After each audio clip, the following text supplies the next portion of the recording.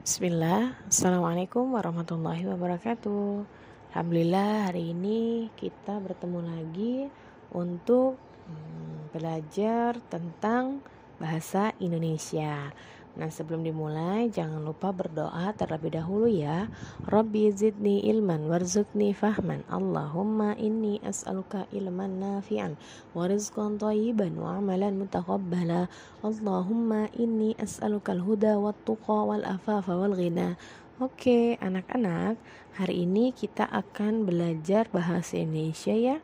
Bagaimana cara memahami teks ya. Apabila ada sebuah teks, bagaimana cara kita untuk memahaminya agar bisa membuat sebuah cerita sendiri berdasarkan bahasa kita sendiri ataupun membuat kesimpulan serta mampu menjawab pertanyaan dengan cepat sesuai dengan teks bacaan.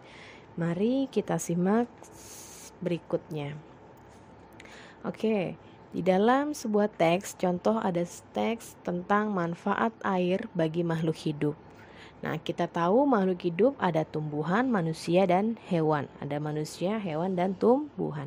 Baiklah, jangan lupa untuk kita bisa mengetahui isinya, pastikan kita telah membacanya terlebih dahulu ya. Membacanya bukan sekadar membaca, tapi dipahami. Contoh, manfaat air bagi makhluk hidup. Air, nah jadi pakai intonasi ya. Kita membacanya jangan seperti kereta api. Oke, kita membacanya dengan intonasi perlahan-lahan dipahami. Air merupakan salah satu kebutuhan pokok semua makhluk hidup. Berarti air apa nih? Kebutuhan pokok makhluk hidup. Semua makhluk hidup menjadi kebutuhan pokok, kebutuhan utama pokok ya. Selanjutnya, tidak hanya manusia yang membutuhkan air, hewan dan tumbuhan pun membutuhkan air. Makanya dikatakan tadi kebutuhan pokok semua makhluk hidup. Namanya semua makhluk hidup berarti tidak hanya manusia, berarti hewan dan tumbuhan. Begitu cara memahaminya ya. Jadi dibaca perlahan, pakai intonasi, dipahami per kalimat. Kita lanjutkan kalimat berikutnya. Tanpa air tidak ada kehidupan di dunia ini.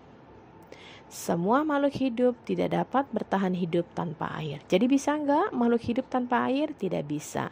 Maka dikatakan tanpa air tidak ada kehidupan di dunia ini. Tidak bisa bertahan hidup ya.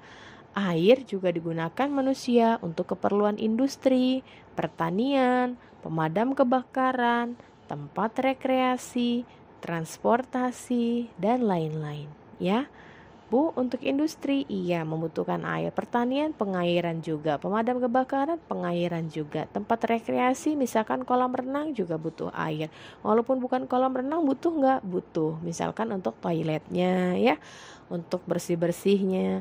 Transportasi butuh Bu, butuh. Contohnya apa? Misalkan di daerah Kalimantan ya, untuk jadi alat transportasi di sungai itu ya, air sungai kan ada daerah Kalimantan itu kan air sungainya biasanya dimanfaatkan sebagai sarana transportasi. Oke, gitu ya. Nah, kita lanjutkan. Air begitu penting bagi kehidupan manusia, hewan, dan tanaman. Sangat tepat jika ada yang mengatakan bahwa air merupakan sumber kehidupan. Jadi air itu merupakan sumber kehidupan. Nah, oke, ini namanya kan kita sudah pernah belajar ya, mana yang dikatakan paragraf. Paragraf 1, paragraf 2, paragraf ketiga kan sudah dijelaskan ya di video sebelumnya. Nah, ini dikatakan paragraf 1 ya yang Ibu tadi bacakan dari mulai air merupakan salah satu kebutuhan pokok sampai pada sangat tepat jika ada yang mengatakan bahwa air merupakan sumber kehidupan. Itu merupakan paragraf pertama. Nah, itu menceritakan manfaat air bagi makhluk hidup. Nah, dijabarkan di bawahnya, baiklah kita baca lagi, manfaat air bagi manusia. Sebagian besar zat pembentuk tubuh manusia terdiri dari 73% air. Kehidupan yang ada di dunia ini dapat terus berlangsung karena tersedianya air yang cukup. Air merupakan kebutuhan pokok bagi manusia dengan segala macam kegiatannya. Biasanya digunakan untuk keperluan rumah tangga, keperluan pertanian dan peternakan, keperluan transportasi. Tadi yang Ibu katakannya transportasi. Karena di daerah Kalimantan contohnya ya, air sungai dimanfaatkan sebagai transportasi penduduk setempat. Kita lanjutkan, manfaat air bagi hewan. Air bagian penting dan terbesar dalam tubuh hewan. Air sangat dibutuhkan dalam berbagai keperluan seperti pengaturan suhu tubuh, membantu proses pencernaan dan zat, serta produksi susu. Hewan juga membutuhkan air seperti manusia dan tumbuhan. Hewan memanfaatkan air untuk apa saja ya? Oke, yang pertama, sebagai makhluk hidup, hewan butuh air untuk minum ya, demi keperluan metabolisme dalam tubuhnya. Yang kedua, hewan yang menyusui seperti kambing dan sapi, air ini sangat berperan dalam proses produksi susu. Jadi susunya bisa berproduksi.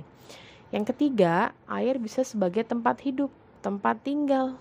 Sama saja ya, tempat hidup, tempat tinggal, itu sama. Jadi air bisa sebagai tempat hidup hewan. Contohnya yang hidup di air ya, ikan, udang, lumba-lumba, ikan paus, itu butuh air sebagai tempat tinggal. Selanjutnya, hewan juga membutuhkan air untuk membersihkan tubuhnya. Misalnya kerbau membersihkan tubuhnya dengan cara masuk ke dalam air ya.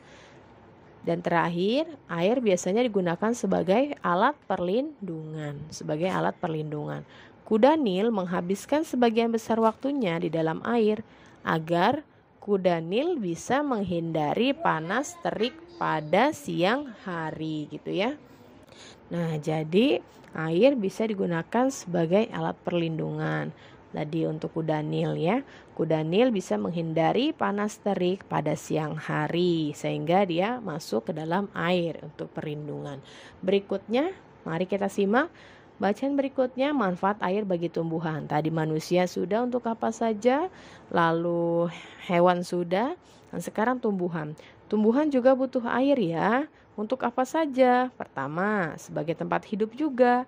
Karena tumbuhan ada yang hidup di air, misalnya eceng gondok, teratai, ya, pandan air, ini butuh air sebagai tempat hidup. Yang kedua, air menjadi alat transportasi untuk memindahkan zat hara. Air kok bisa Bu jadi alat transportasi? Iya, karena sebelumnya kalau di sains kita sudah mempelajari ya bahwa air itu dari akar disalurkan ya, dari akar disalurkan melalui batang menuju daun untuk proses fotosintesis ya. Makanya dikatakan air menjadi alat transportasi untuk memindahkan zat hara dari akar ya.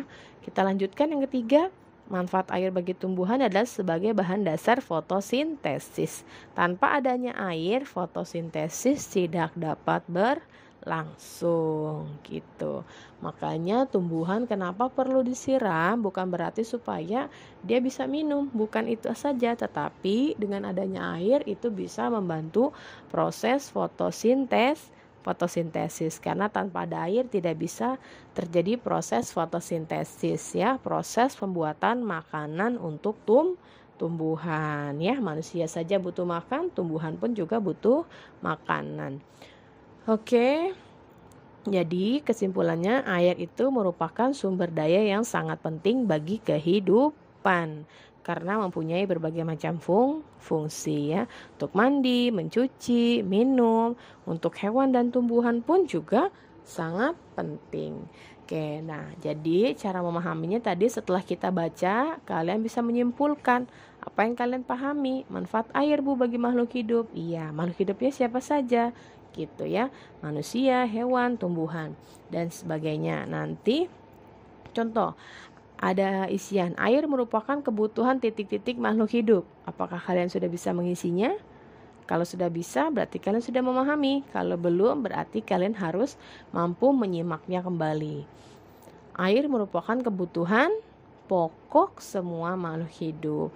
Selain kalian mengisinya dengan cara memahami, kalian juga bisa mencari kalimat ya. Coba cari kalimat dari kata-kata air merupakan kebutuhan titik-titik. Nah, coba cari. Ini ada di paragraf 1 ya. Nah, ini air merupakan salah satu kebutuhan pokok semua makhluk hidup. Berarti air merupakan kebutuhan pokok semua makhluk hidup ya. Lanjut nomor 2, tanpa air tidak ada titik-titik di dunia.